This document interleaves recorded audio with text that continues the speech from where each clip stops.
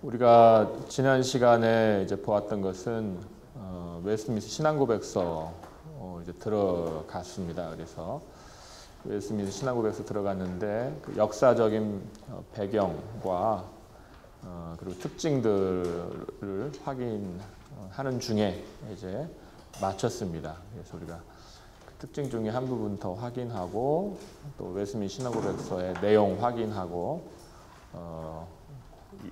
그런 시간을 이제 갖도록 하겠습니다. 그리고 제 생각에는 이제 전반부에는 그렇게 하고 후반부에는 스위스 일치신조, 그래서 현대주의에 대한 개혁교회의 반응으로서 17세기의 스위스 일치신조를 한번 살펴보고 오늘의 목표는 그거예요.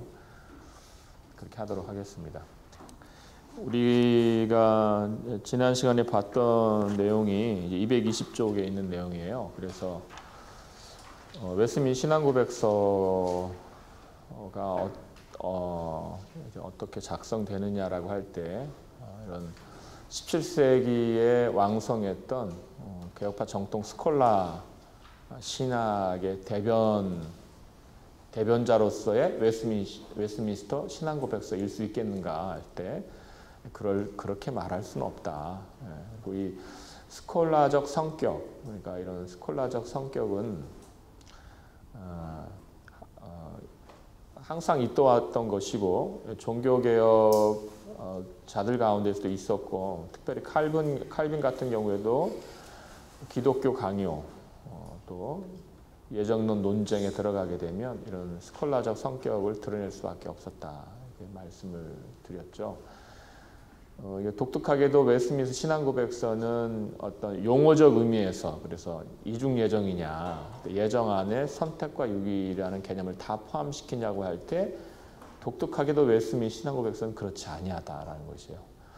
그래서 예정, 선택, 하나님의 주권을 굉장히 강조하고 있는 신앙고백서임에도 불구하고 용어 사용에 있어서 선택을 가리키는 그 예정과 그리고 유기를 당연히 고백하죠. 유기를 당연히 고백하는데 그 유기를 예정이라는, 그래서 프레데스티네이션, 프레데스티나치오에 그걸 포함시키지 않고 다른 용어를 사용해요. 결국 그 용어도 우리말로 번역하면 예정이라고 번역될 수밖에 없는 용어지만 어쨌든 영어 단어로는 분리했다, 이런 면이 그 신앙고백서 작성하시는 분들이 얼마나 이것들을 고려했는가, 그리고 그런 면에서는 어떻게 생각한다면 성경 용어에 더 머무르는 성격이 있었다, 이렇게 말씀을 드립니다.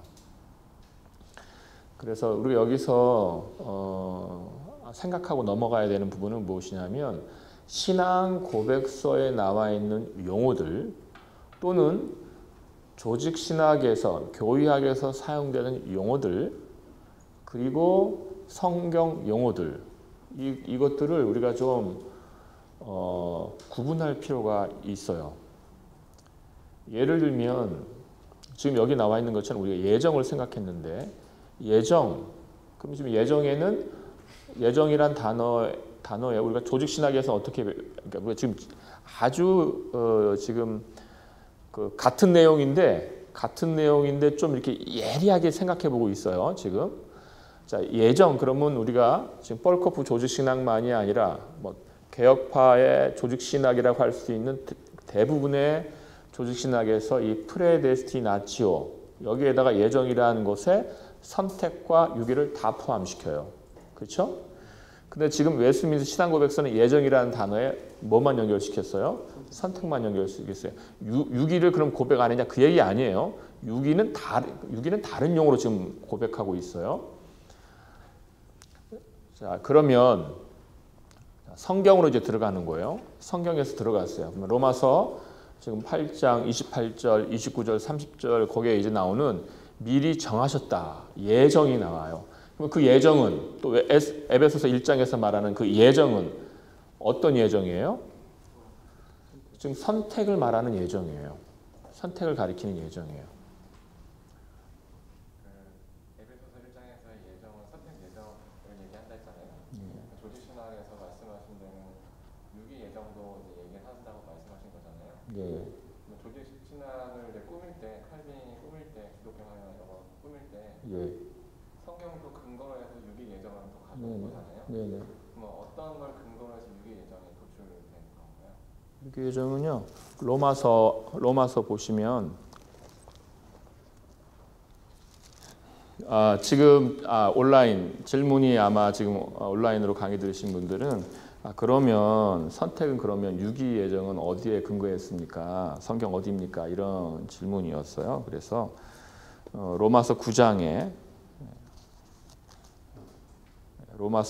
있는 것들이 다 선택과 유기를 다 그 지금 개념적으로 지금 말하고 있죠. 로마서 9장에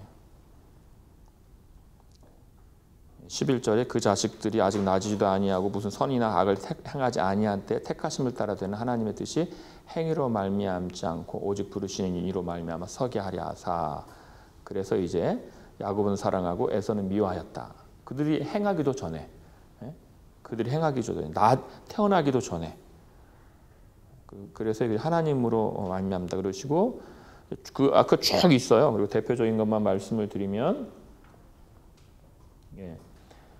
22절에 만일 하나님이 그의 진노를 보이시고 그의 능력을 알게 하고자 하사 멸하기로 준비된 진노의 그릇을 오래 참으심으로 간용하시고 또한 영광 받기로 예비하신 바 긍휼의 그릇에 대하여 그 영광의 풍성함을 알게 하고자 하셨을지라도. 무슨 말을 하리요? 그래서 진노를 보이시고 그의 능력을 알게 하고자 하사 멸하기로 준비된 진노의 그릇.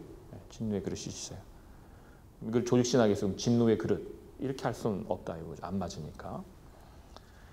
이것을 그래서 이제 우리가 유다서에 가보면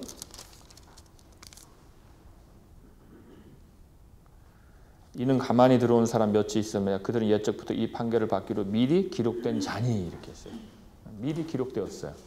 그러니까 이런 내용들을 우리가 이제 보면서 성경에 그들의 행위와 상관없이 이미 하나님께서 진노의 그릇을 준비한 자들, 그렇게 형벌을 받기로 미리 기록된 자, 미리 정해진 자가 있다. 이것을 우리가 성경에서 가져오는 것이죠. 그것을 이제 어떻게 설명할 것이냐, 어떤 개념으로 그럼 조직시장 내에 이거를 우리가 놓을 것이냐라고 할 때 제네바는 예정이라는 개념 안에 선택과 유기를 다 포함시켰고 쭈리히는 그러니까 이건 16세기 쭈리히 말하는 거예요. 찌빙글리와 불린 거. 쭈리히는 예정은 선택에, 그리고 유기를 설명하는 거. 유기는 그냥 유기. 그리고 예정의 안에는 그걸 두려고 하지는 않았어요. 이제 이런 내용은 같으나 설명 방식에서 달랐다. 설명 방식에서 다른 점이 있었다라는 것입니다. 네, 이렇게 하고요. 220쪽에 이제 아래 가 보시면 그래서 이거 그러니까 이게 지금 개혁파 정통주의 스콜라를 대변하는 신앙고백서라고 할 수 없다. 우리가 성경 용어를 성경에서 최대한 가져오려고 웨스민 신앙고백서는 굉장히 많은 애를 쓴 것이다.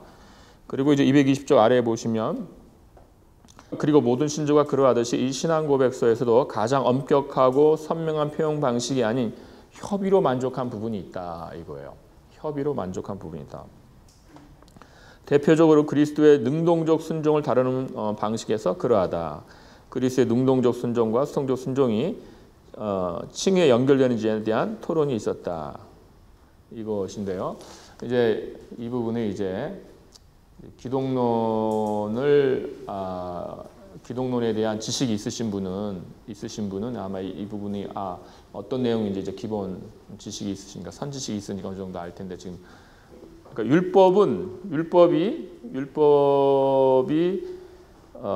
이렇게 생각하시면 돼요. 여기서는 일단 율법이 두 가지 요구를 우리에게 두 가지 요구를 합니다. 어떤 요구를 하냐면 첫 번째 지키라는 요구를 해요. 넌 지켜라. 그리고 그 다음 요구는 무엇이냐면 지키라 요구를 하고 지키지 않으면 어떻게 돼요? 지키지 않으면 죽으리라요. 죽으리라. 지키면 살리라. 지키지 않으면 죽으리라요. 그러니까 지키라는 요구와 인류는 이제 타락 이후 지키지 않은 자로 있잖아요. 율법 어긋난 자로 있잖아요. 그럼 뭐예요? 너는 죽으리라 있죠. 그래서 이 두 가지 요구가 있어요. 예수 그리스도께서 우리를 위하여 하신 일이 뭐냐 이거예요. 율법에 대하여 예수 그리스도께서 하신 일이 뭐냐? 지키라. 그러면 너는 살리라. 이 부분도 우리를 위하여 하신 것이냐?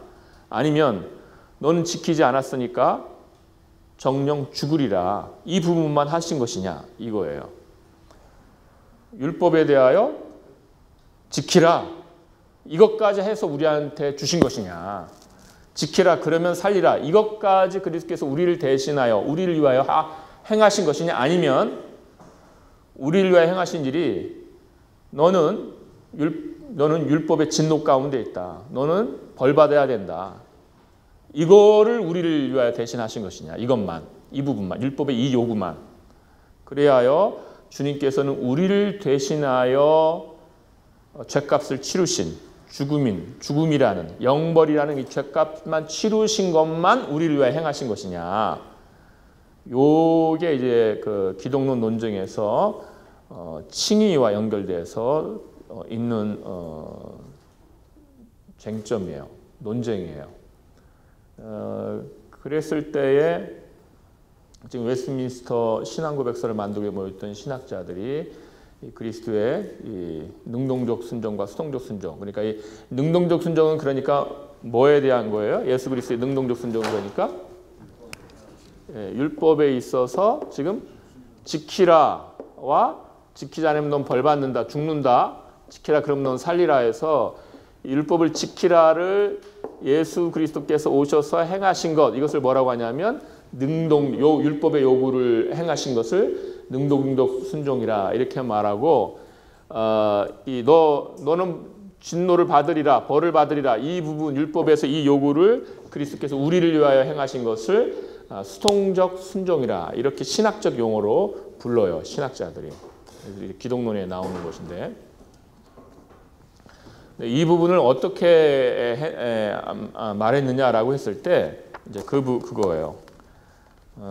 했을 때 이제 그 신앙고백서 안에 능동적 순종과 수동적 순종이라는 용어를 넣고 싶어하는 신학자들이 있었겠죠.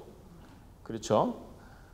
이거 지금 지키라까지도 우리를 위하여 행하신 것인데, 지키라 그러면 살리라까지도 우리를 위하여 행하신 것인데, 그거 분명하게 여기 넣어야 된다. 그러니까 능동적 순종이라는 용어를 넣자.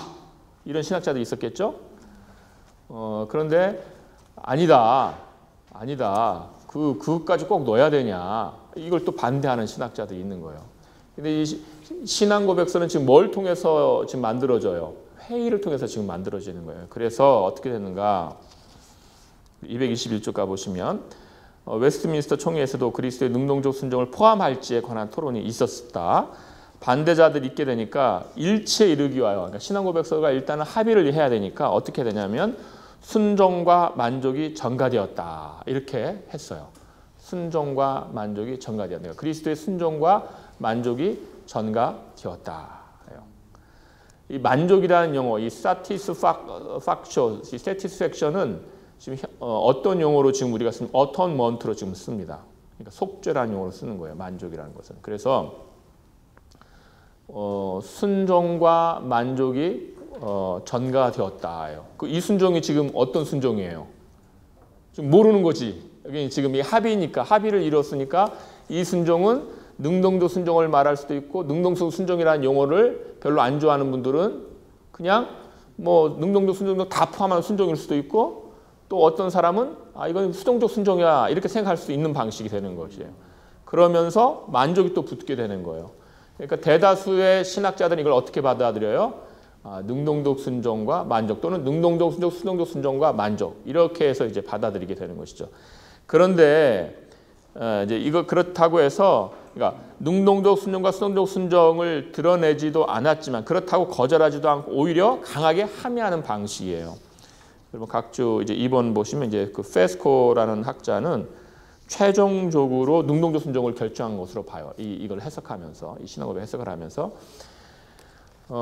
이것은 웨스트민스터 신앙고백서를 전체적으로 보면, 그러니까 그 항목만 보거나 용어를 사용했느냐 안 사용했느냐 보면은 그렇게 보면은 이것이 마치 감춰진 것으로 저는 이제 강하게 함의했다라고 썼지만, 왜 이렇게 패스코안 학자는 왜 이렇게 이것을 그렇게 결정된 것으로 보는가 하면은, 사실은 이 웨스트민스터 신앙고백서가 그 율법에 대해서 어떻게 말하는 걸 보면 돼요. 그래서 우리가 19장, 웨스트민스터 19장 하나님의 율법 그걸 보시면은 이렇게 되어 있어요. 자, 이제 우리 교단 헌법에 있는 그 번역으로 읽어드릴게요. 하나님께서는 아담에게 한 가지 법을 주시되 행위 언약의 의미로 주셨다. 그 언약은 아담뿐만 아니라 아담에게 대표된 그의 모든 후손들에게도 순종을 요구하시는 구속력을 가졌다. 지금 아담에게 율법을 주셨는데 후손들에게도 뭐예요? 순종을 요구해요. 이 순종은 개인적이고 온전하고 정확한 영구적인 순종이다. 아담이 이 법을 지키는 조건으로 영생이 약속된 반면에, 그렇죠? 지키면 뭐가 약속돼요? 영생이 약속되어 있고, 그것을 어기는 경우에는 뭐예요? 사망의 벌을 받을 것이라 경고되었다. 이렇게 되어 있어요. 하나님은 아담의 것을 지킬 수 있도록 힘도 주셨다. 자, 2번에 어떻게 말하는가? 웨스트민스터 신앙고백서 이제 19장 2절에서 어떻게 말하는가 하면 이렇게 말합니다. 이 율법은 아담의 범죄 후에도 의의 완전한 규범으로 존속하였다. 그러다가 그 도덕률 자체가 신의 산에서 하나님께로부터 기록의 형태로 주어졌다. 즉 하나님께서 두 돌판에 새겨주신 10계명인데 처음 4가지 계명은 하나님에 대한 우리의 의무요, 다음 6가지는 인간에 대하여 우리 행할 도덕이다. 이렇게 되어 있어요. 자, 그러니까 지금 여기서 율법에서 지금 어떻게 지금 말하고 있습니까? 이것을 아담의 후손에게도 이 규칙을 계속해서 요구하시는, 지키라, 그러면 살리라라는 영생에 대한 약속을 가진 율법으로서 계속해서 요구하신다. 그래서 율법의 기능 2가지가 계속해서 우리에게 있음을 알려주고 있어요. 사실 이 율법은요, 지키라와 지키지 않으면 죽으리라는 것은 같이 가는 거예요. 떨어질 수가 없습니다. 우리가 지금 지키라를 만족시키지 못한다고 해서 지키라는 요구가 없는 게 아니라는 이야기예요. 지키라는 요구가 없으면 지키지 못하면 죽으리라는 벌에 대한 요구도 없는 거죠. 율법은 같이 가요. 같이 갑니다. 마찬가지로 그리스도께서 우리를 위해서 행하신 그러므로 사역도 같이 가는 것입니다. 그래서 우리는 우리가 하나님 앞에 의인으로 판단받는 것은 단순히 너는 이제 죄가 없다, 또는 너는 받을 형벌이 없다라는 의미에서 의인이 아니라 넌 율법을 다 지켰다, 율법을 완전하게 지켰다라고 그렇게 평가받는 의인이에요. 예수 믿음으로 얻는 의인은.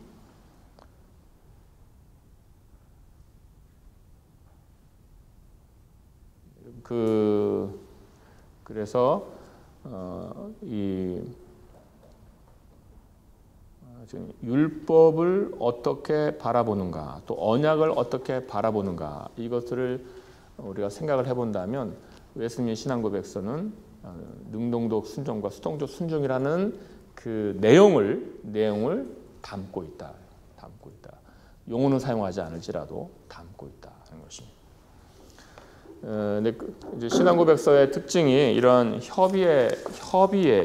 협의라는 거기에 참여한 참석자들의 동의를 다 얻어내기 때문에 다양한 이제 그 학자들이 있었기 때문에 그런 용어 사용에서 신중하거나 또 이렇게 다른 방식으로 드러내는 방식. 그러나 합의를 하는 게 더 좋으니까 그런 용어 사용 또는 용어 사용을 하지 않음 또는 강한 내용은 갖고 있으되 용어 사용을 하지 않음 이런 이제 것들이 웨스민스터 신앙 고백서에 나타납니다. 이제 이렇게 해서 그 특징을 우리가 보았고요. 이제 그 내용을 웨스민스터 신앙 고백서의 내용을 보도록 하겠습니다.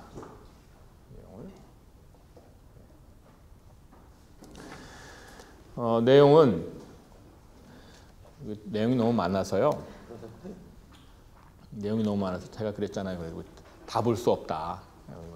딱딱 뽑아서 몇 가지만 본다고 그랬는데 무엇을 볼까 했는데 제가 220 다 될지 모르지만 제가 고른 거로는 224쪽에서 231쪽까지예요. 231쪽까지. 224쪽에서 231쪽까지 무엇이냐면 성경론과 신론 이 두 가지만 보도록 하겠습니다. 성경론과 신론.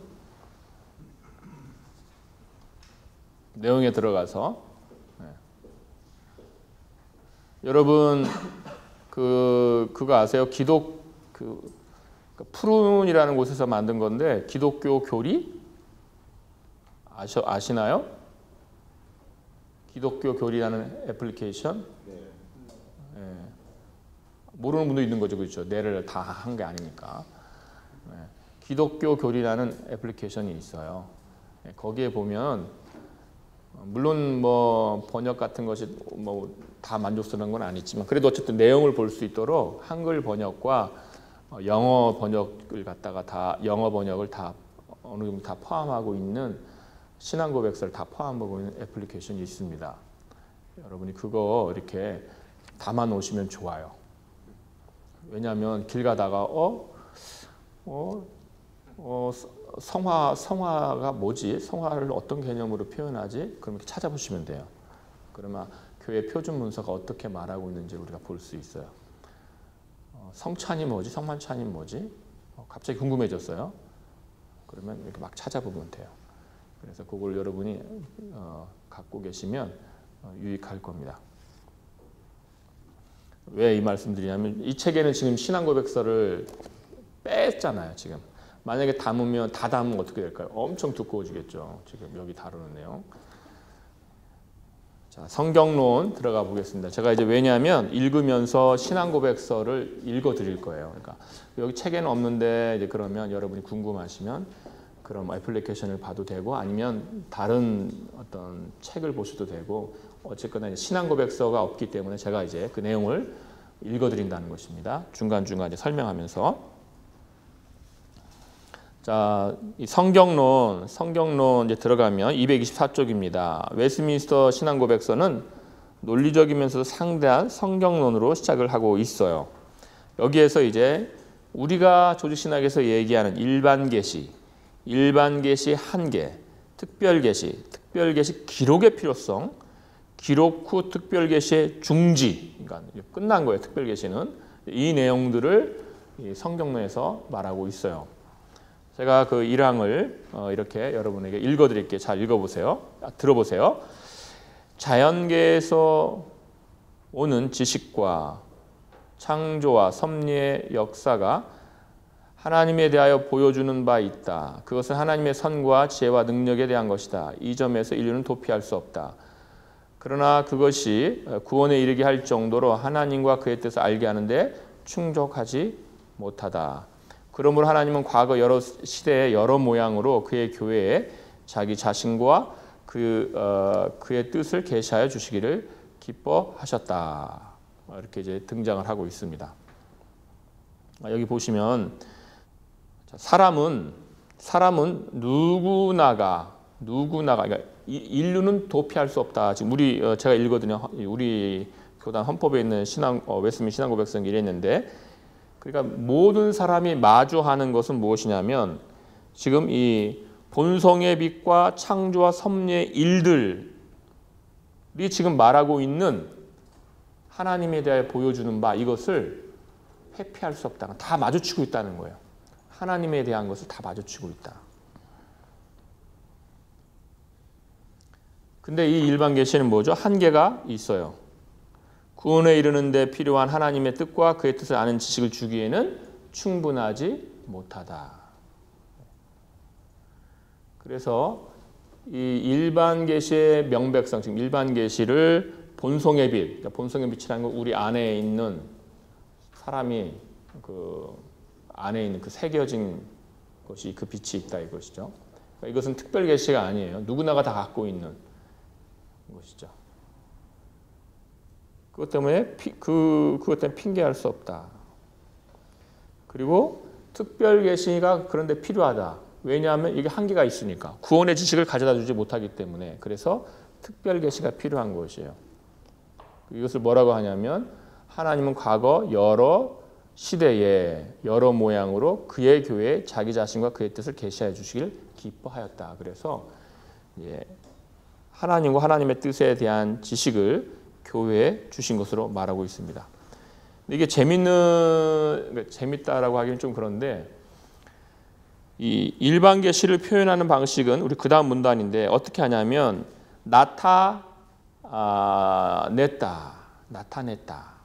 하나님에 대하여 보여준다. 그러니까 인류는 도피할 수 없다. 이 정도예요. 그런데 특별 계시를 표현하는 건 무엇이냐면 이거예요. 하나님이 교회에 주시기를 기뻐하셨다. 이렇게 표현합니다. 교회에 주시기를 기뻐하셨다. 기록의 필요성도 교회를 더욱더 견고하게 세우고 위로하기 위하여 특별 계시가 기록되었다. 이렇게 해서 1항에서 일반 계시, 지금 조직신학에서 말하고 있는 일반 계시, 특별 계시, 특별 계시의 기록까지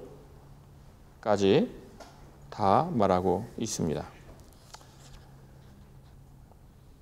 자, 225쪽으로 넘어가세요. 225쪽으로 넘어가서 성경의 권위를 가볼게요. 성경의 권위.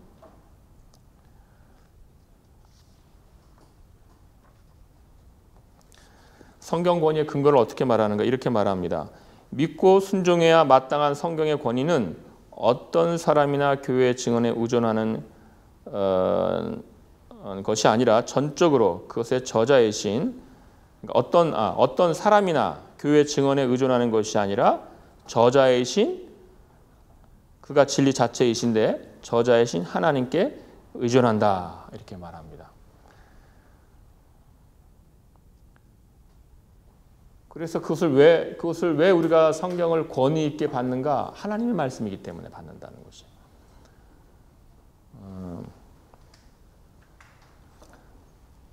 자, 여기서 교회의 증언에 의존한다. 지금 이거 무엇을 염두에 두고 이 진술이 있는 걸까요? 네, 로마 카톨릭입니다. 로마 카톨릭은 성경이 왜 권위 있느냐라고 할 때 교회가 권위가 있는데 교회가 하나님으로부터 이 권위를 받았는데 또 교회 교황이 그리스도의 대리자로서 이렇게 그 권위를 받았는데 교회가 증언했기 때문에 또는 성경에 그 권위를 부여했기 때문에 성경이 권위가 있다 이렇게 하는 것이죠. 그러나 그렇지 않다는 것이죠. 그렇지 않다. 성경이 뭐예요? 성경이 그 자체가 하나님의 말씀이기 때문에 권위가 있다. 그래서 하나님의 말씀이기 때문입니다. 말씀이기 때문에 교회와 사람에게 의지하여서 그 권위를 증명하거나 신뢰성을 증명하는 것이 아니라 그 자체가 하나님의 말씀이기 때문에 권위가 있다. 그래서 제가 읽어드리면 이렇게 되어 있어요. 4항. 우리가 성경을 믿어 복종함이 당연한 것은 성경의 권위 때문이다. 이 권위의 성립은 어떠한 사람이나 교회의 증거로 말미암아 부여되는 것이 아니고 전적으로 그 저자이시고 진리 자체이신 하나님께 있다. 요거를 우리가 이제 자체 가신적이라는 아우토피스토스라는 용어로 사용해서 말하죠. 우리가 자증적이다 이렇게 번역되기도 하고 자체 가신적이다 이렇게 번역이 됩니다. 그것은 무엇이냐면 성경은 누구의 증언을 받아서 또 누구의 그 권위 있는 사람의 증언을 받아서 권위를 갖는 것이 아니라 성경 그 자체가 이것이 우리에게 얘기하는 거예요. 우리의 권위를 증명하고 우리에게 그 권위를 설득하는 것이죠. 그러면서도 5항에 가보면 교회 역할을 말합니다. 그러니까 교회의 증언에 근거하여서 권위를 갖는 건 아니지만 교회는 뭘 말해야 돼요? 계속해서 성경은 권위가 있다라고 증언하는 것이 또 교회의 당위성이에요. 교회는 그렇게 증언해. 그러나 교회가 그렇게 증언한다고 해서 성경이 교회의 권위에 근거한 것은 아니죠. 그 관계를 이야기하고 있습니다.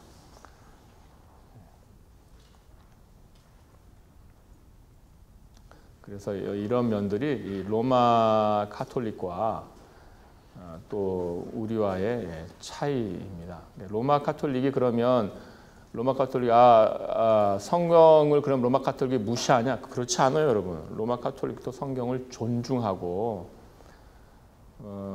그래서 이제 교회가 권위를 부여했기 때문에 성경이 권위 있다라고 로마 카톨릭은 말하지 않습니다. 오히려 그 진술을 거절해요. 최근에 나오는 글들은. 그러나 포기하지 않아요. 어떤 방식으로 포기하지 않으면 성경이 권위 있는 방식은 교회가 전수받은 방식대로 권위 있다 이렇게 얘기해요. 그러니까 지금 교회가 전수받은 대로 성경이 권위가 있어요. 그러니까 지금 뭘 얘기하고 있는 거예요? 트라디치오, 전통을 이야기하는 거예요.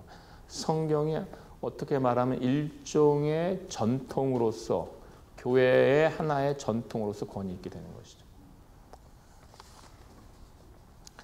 자, 226쪽으로 가보죠. 226쪽. 226쪽에 있는 위에서부터 6번째 줄 보면 5항 마지막에 이제 우리 마음에 역사하시는 성령의 내적 증거가 결정적이라고 한다. 여러분 성경에도 다양한 증거들이 있어요. 그 권위를 증명하는 증거들이 있습니다. 문체의 장엄함, 뭐 또 여러 고고학적 증거들을 우리가 또 생각해 볼 수 있겠죠.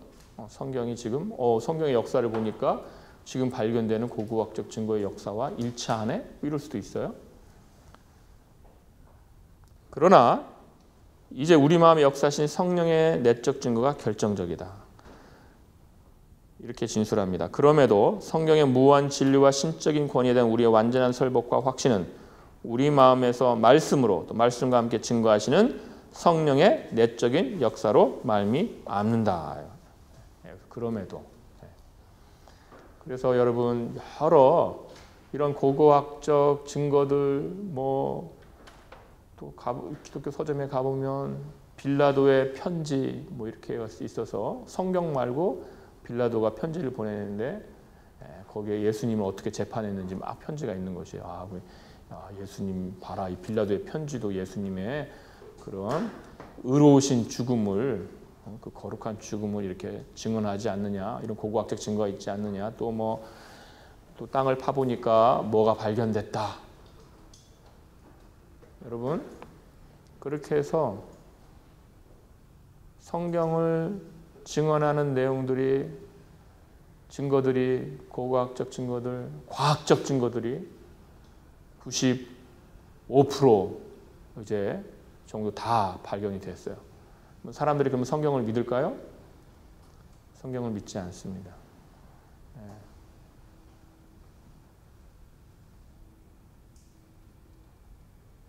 하나님의 살아 계심이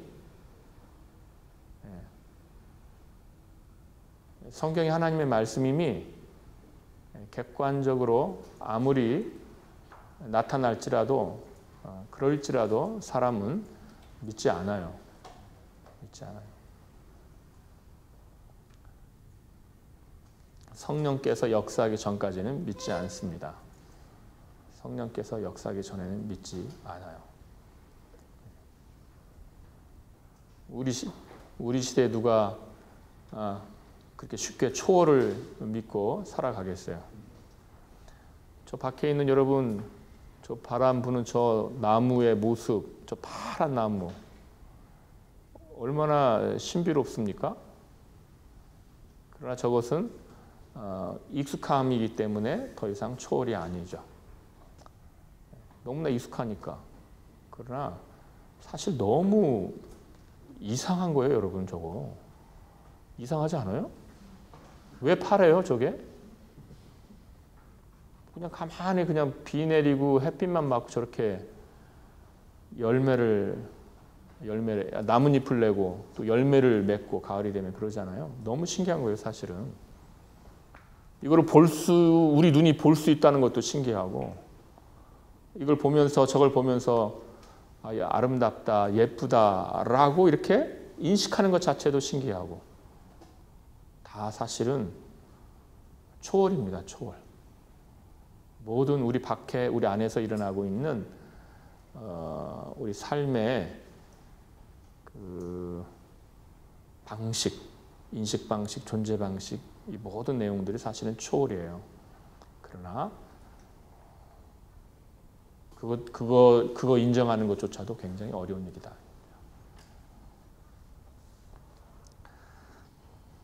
그래서 여러분, 그 성경의 자체의 가신성, 그리고 성령께서 우리 안에서 역사하신 그 내적인 증거로 인하여 우리가 성경을 믿게 되는 것입니다.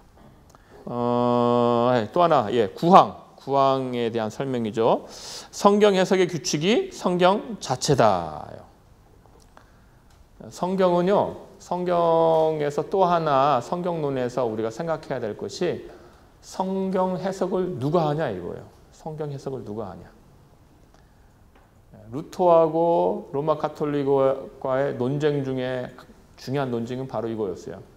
루터가 성경을 통해서 우리는 죄인이고 하나님의 은혜로 구원을 얻는다. 예수 그리스도의 공로가 우리의 의다라고 이렇게 막 이야기할 때, 그러므로 우리의 공로도 필요 없고 면죄부 같은 거 팔면 안 된다라고 했을 때, 자, 로마 가톨릭이 한 이야기가 무엇이냐면, 그 어려운 성경을, 그 복잡한 성경을 누가 네 마음대로 해석하라고 그랬어? 이렇게 되는 것이. 성경 해석권이에요. 누가 성경을 해석해야 되는가? 누가 성경을 해석해야 되는가? 누가 성경을 해석해야 돼요? 로마 가톨릭 편에서는 교황이죠. 그래서 물론 뭐 교황 혼자 사는가, 뭐 공식적 지위로 산다 이렇게 말하겠지만 어쨌든 다른 해석은 없게 돼요. 그래서 이 해석, 여러분 법도 최종적으로는 무슨 싸움이 됩니까? 여러분 법적인 싸움도 법 해석이죠. 법 해석. 성경 해석을 누가 해석하는가? 웨스민스터 시나고백서는 뭐라고 그래요? 성경 해석은 누가 해요? 성경이다. 이것이 지금 종교 개혁의 하나의 지금 웨스민스터 신앙고백서까지 루터부터 시작해서 계속 이 입장이에요. 성경 해석은 성경 그 자체. 성경의 해석자는 성경이다. 그래서 우리가 흔히 여러분 많이 들어보셨을 거예요. 성경은 성경으로 해석한다. 그것은 성경 해석의 최고 권위자가 누구라는 이야기입니까? 이제 우리가 성령이신데, 성령님께서 성경의 저자이시기 때문에, 그래서 우리가 성령님께서 어떻게 성경을 해석하셨는가를 우리가 봐야 돼요. 뭘 보면 돼요? 성경을 보면 돼요. 성경을 보면 성령님께서 어떻게 성경을 해석하는지를 우리가 알 수가 있어요. 성경은 성경으로 해석한다. 성경의 최고 해석권이자는 성경이시다. 그래서 그 저자이신 성령께 돌리는 겁니다. 그 성령은 성경과 분리된 성령이 아니에요. 성경과 분리된 성령이 아니라 이 부분을 이제 칼빈의 기독교 강해에서 굉장히 자주 이야기하죠. 당시의 광신자들 때문에 성경과 성령을 분리할 수 없다. 성경의 저자가 성령이시기 때문에 성령께서 성경에서 말하지 않는 내용을 말하실 수 없다. 또는 성경에서 말하는 것과 반대되는 것을 말할 수 없다. 성경의 저자이신 성령은 성경에 있는 그 내용을 말씀하신다. 그래서 해석도 우리가 성경으로 해석한다. 자, 그렇게 보시고요. 하나님의 속성입니다. 하나님의 속성.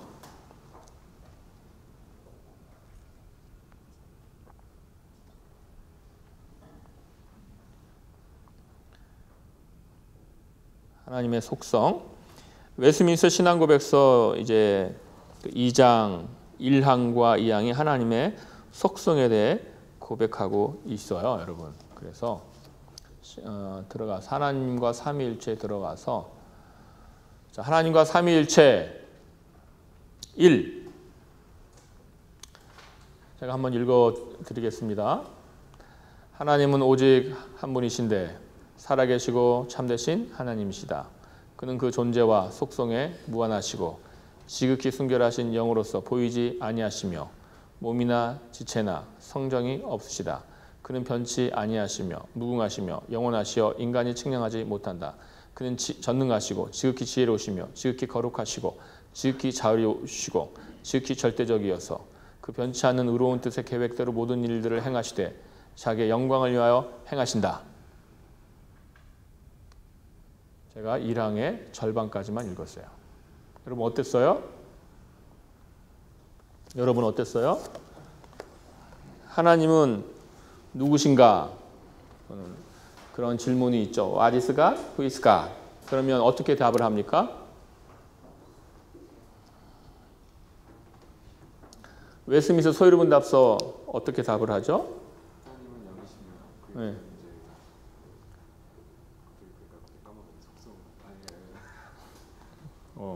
있어요, 그죠? 네, 영원하시고 원하시고. 네.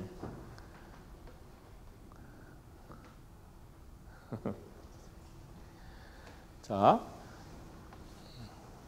하나님은 누구신가? 이렇게 하면 질문을 던지면 그 다음에 그 질문에 대하여 어떻게 답을 하는가? 신앙고백서가 어떻게 답을 하는가 보면 어떻게 답을 합니까? 속성의 열거로 답을 합니다. 속성의 열거로 답을 해요. 그러니까 여러분이 하나님은 누구신가? 그럼 어떻게 답을 하겠어요, 여러분? 여러분이 그냥 떠오르는 대로 물론 내가 서유리문답서 암송하고 있고 대유리문답서 암송하고 있고 웨스민스터 신앙고백서 암송하고 있어 그걸 쫙 얘기하면 정말 좋겠죠. 그게 가장 잘 정리된 거니까. 그러나 그걸 모르시면 그냥 생각나는 하나님에 대한 것들, 하나님에 대한 속성들을 쭉 열거하시면 돼요. 그게 뭐예요? 하나님이에요. 그래서 지금 웨스민스터 신앙고백서는 정확하게 그렇게 얘기하고 그렇게 합니다. 하나님은 한 분인데 살아계시고 참되시다. 존재와 속성에 무한하시다. 지극히 순결하신 영으로서 보이지 아니하신다. 변치 아니하신다. 무궁하시다. 영원하신다. 인간이 측량하지 못한다. 전능하시다. 제가 안 읽은 것도 쭉 해보면은 그는 사랑이 지극하시며 은혜로우시며 자비로우시며 오래 참으시며 인자하심과 진실함이 풍부하셔서 사람들의 불의와 범행과 죄를 용서하시며 부지런히 그를 찾는 자에게 갚아주시며 그의 심판은 지극히 공의롭고 무서우며 그는 모든 죄를 미워하심으로 죄를 회개하지 하지 않고 스스로 고집하여 죄의 짐을 지고 있는 자들 결단코 면제하지 않으신다. 이렇게 해서 하나님에 대한 것을 쭉 이렇게 열거를 하고 있습니다. 그래서 하나님은 누구신가?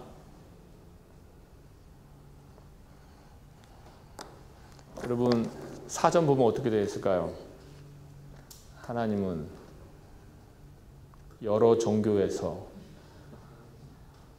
추앙하고 높이는 한 초월적 존재인데 이렇게 나오겠죠.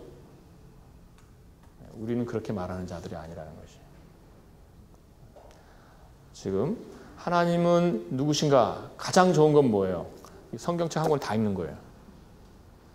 여기 하나님이 누구신가가 다 있으니까.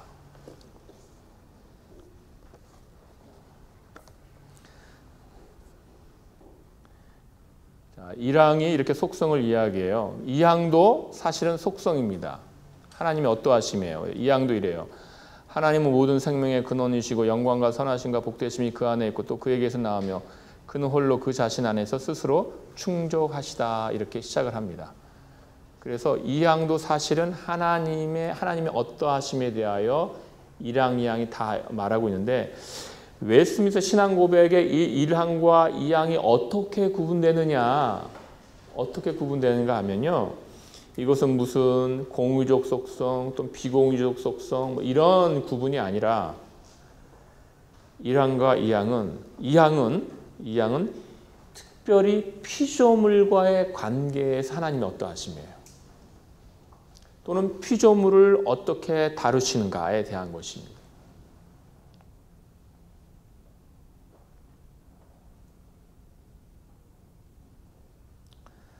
이렇게 1항과 2항에서 하나님의 어떠하심에 대한 계속되는 열거는 어떤 의미를 갖는가?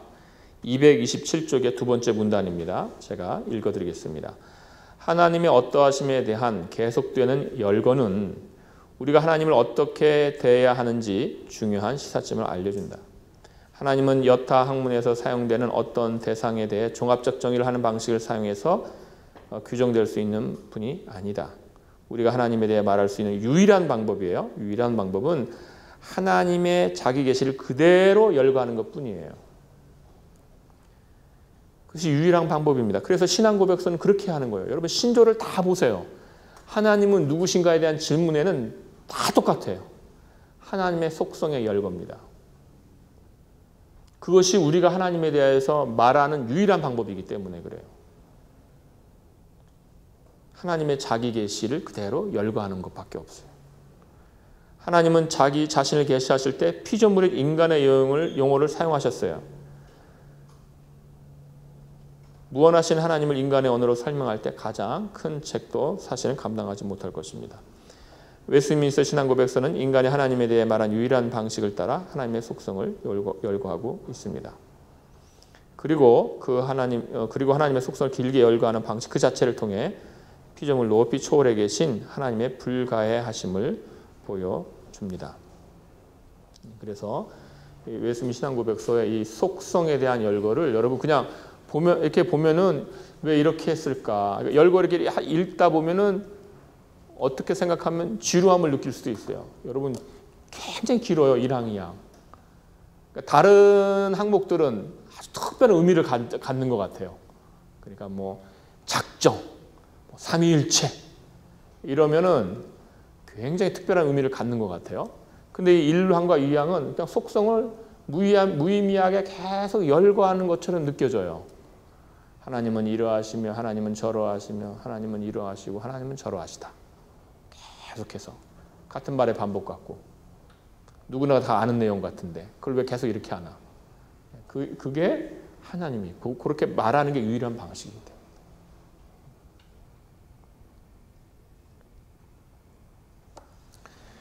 때문에 그렇게 하고요. 여러분 보시고 다 227쪽 제일 아래쪽 보면 1항에서 대표적인 비공유 속성을 열거한 후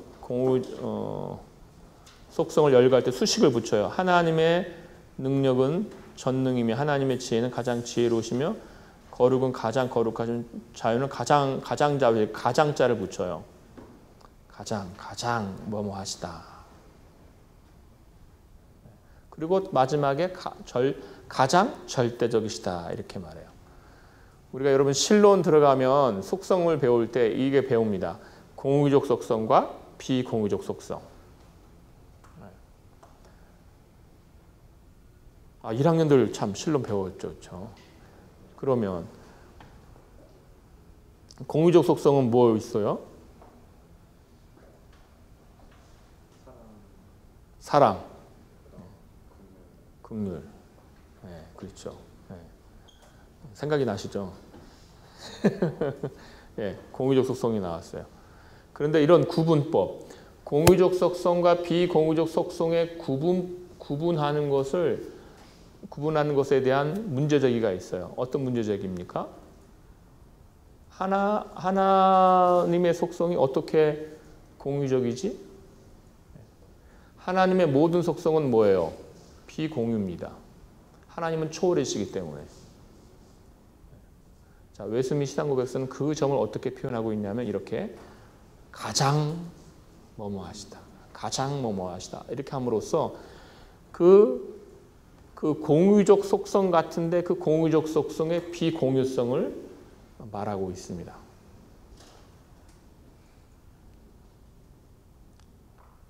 그래서 우리가 하나님의 속성을 조심해야 되죠. 공유적 속성을 우리가 말한다고 해서 하나님의 속성을 내 속성 그 자체를 내가 가질 수 있다. 이렇게 생각하는 것은 피조물이 가질 수 있다고 생각하는 큰 오류죠. 큰 오류입니다.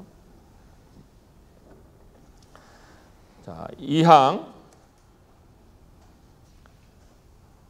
피조물과의 관계 속에서 하나님의 어떠하심을 알려줍니다. 여기서 가장 먼저 생각하는 것이 무엇이냐면 피조물과의 관계 속에서 가장 먼저 생각하는 것이 자존과 자족입니다. 그래서 하나님 스스로 족하시다. 스스로 존재하신다 이거예요. 그래서 여러분 피조물과의 관계 속에서 하나님의 자족과 자존, 그래서 하나님이 무엇이 부족하셔서 세상을 만드시거나 무엇을 채우시기 위하여 세상을 만드시거나 영광이 부족하셔서 세상을 만드셨다거나 사랑이 넘쳐서 세상을 만드셨거나 그거 아닙니다. 하나님은 스스로 자족하시고 피조물이 없어도 스스로 자존하신다. 스스로 완전하시다. 이제 피조물과의 관계 속에서 갖는 하나님의 어떠하심이 이제 이항인데 그것이 가장 먼저 시작된다. 그래서 여러분 우리가 이렇게 교회에서 이렇게 있다 보면 우리 인간이 마치 하나님께 무엇을 해드릴 수 있는 것처럼 우리가 하나님께 영광을 올려드림으로써 하나님의 영광이 온전해지는 것처럼 내가 하나님께 영광을 올려드림으로써 하나님이 더 높아지는 것처럼 그렇지 않아요. 하나님은 완전하신 거죠. 하나님 완전하시다. 우리가 하나님을 높이는 이유는 그것이 마땅하기 때문에 그 자체가 우리를 위한 것이기 때문에 그렇게 하는 것이죠. 그래서 우리가 이 자존과 자족은 계속 우리가 쉽게 잊어버릴 수 있는 하나님이 피조물과 관계 속에서 어떠하신가에 서 가장 첫 번째가 하나님의 자존과 자족이다. 결코 우리가 놓쳐서는 안 되는 부분이 되겠죠.